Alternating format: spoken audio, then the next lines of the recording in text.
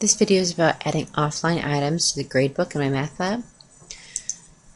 First step you're going to want to take is to go to the gradebook, go to Modify, Manage, and look at the weights that are assigned in your course, and click on Change Weights. This particular course has a weight for homework, quizzes, tests, in-class work, projects, and final. If yours doesn't have these offline categories, you might need to create them. There should be an offline categories manage option where you can add or remove categories that you're not going to be using.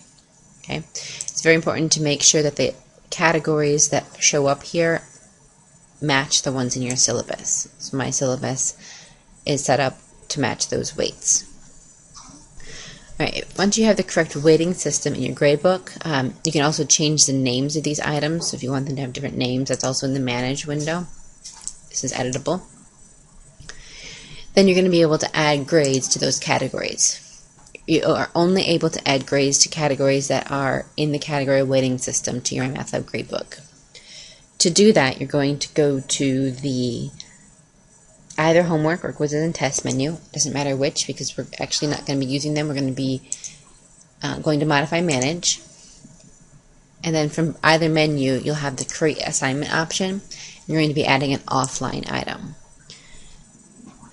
Click Next, and then you're going to be able to choose the gradebook category for the item.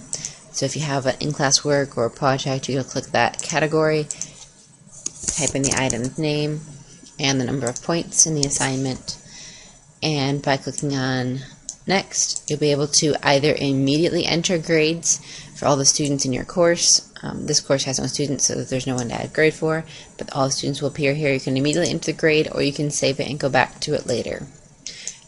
If you want to save it and go back to it later, you can access it from the homework or quizzes menu.